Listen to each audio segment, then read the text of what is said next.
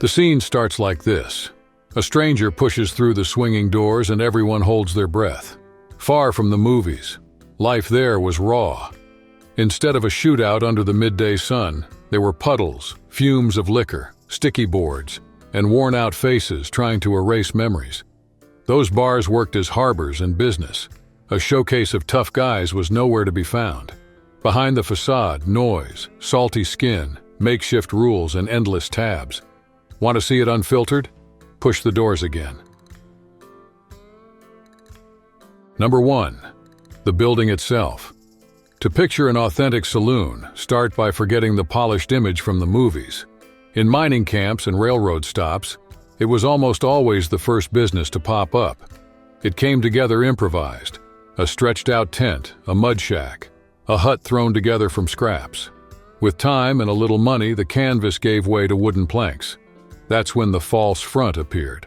A tall, flat wall selling grandeur where there was none. It wasn't whimsy, it was strategy.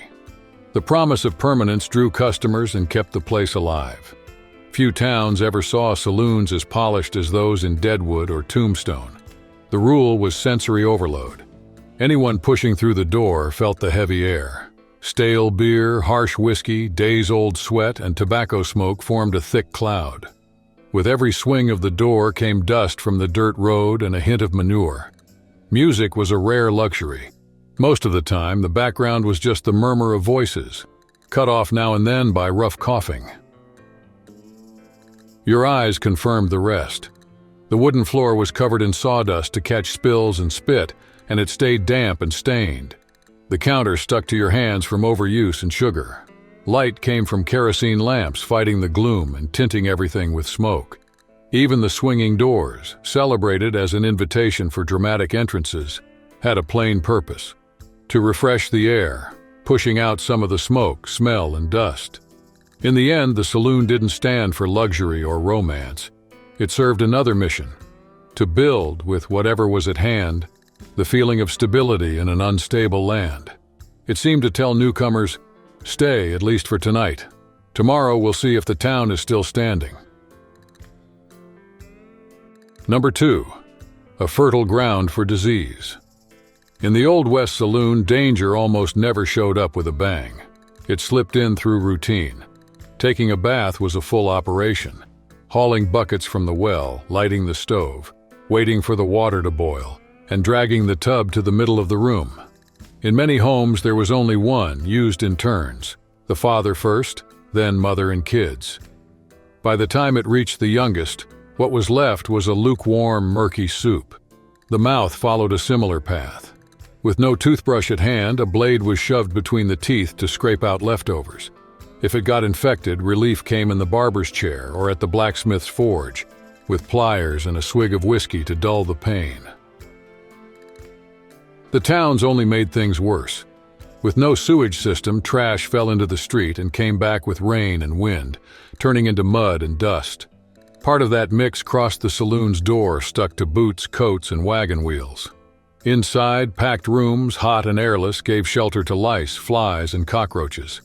The math was simple: poor hygiene, almost no sanitation, and pests everywhere. In that setting, disease picked up speed. Cholera traveled in shared cups, rinsed at best in a rush. Tuberculosis thrived in smoke-filled spaces and nights of coughing that went on until dawn. Smallpox, quick to spread, jumped from skin to skin like fire on dry grass. People feared the fight at the bar and the gun in the holster next to them. But the real constant threat lived in the invisible. For the average patron, the biggest risk wasn't a stray bullet. It was what passed from hand to hand, mouth to mouth, fueled by neglect, overcrowding, and dust. Number 3. In the Old West, the saloon's most treacherous filth wasn't the dust or the dirty glasses. It lived inside the bottle. Real bourbon, aged and expensive, rarely showed up. What made the rounds from table to table was a liquor of shady origin, baptized with dark humor. Coffin varnish, tarantula juice, rat poison. The nicknames weren't just figures of speech. To keep the bar stocked on the cheap, plenty of folks made their own whiskey. It started with raw grain alcohol, bought by the bucket. It got color from burnt sugar and kick from chewing tobacco, which dumped nicotine into the liquid. The mix went on with whatever was at hand: turpentine, creosote, wood preservative, and other substances no one today would put anywhere near their mouth. The result was a harsh shot that could knock a cowboy down in minutes, leaving nausea and fever behind. It wasn't just a one-off scam. In frontier towns and mining camps, the practice thrived in a market with no oversight. Labels meant little. Every drink was a gamble. Not even beer escaped. Without refrigeration, it was warm and flat, and anyone asking for something stronger might get a barrel laced with drugs. In that world of hurry, bravado, and faith in liquid courage, every toast was also a calculated risk. Many raised their glass thinking they were tempting fate, not realizing the real threat was in the drink itself. That's why calling the booze rat poison didn't sound like an insult. It was almost a technical description of a time when the saloon served as much to liven up the night as to test the liver. Number 4. Vice and violence never had the shine of the movies.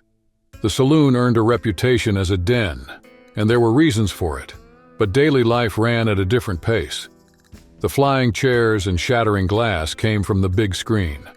When tempers flared, the usual scene was a quick clash between 2 or 3 men, almost always over cards, debt, or an insult. Over time, many towns required guns to be left at the door.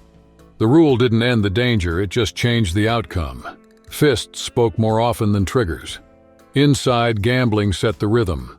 Crowded tables, worn-out decks, and chips sliding back and forth kept the room alive. Some dealers treated their own reputation like a fortune. That was what kept trust intact.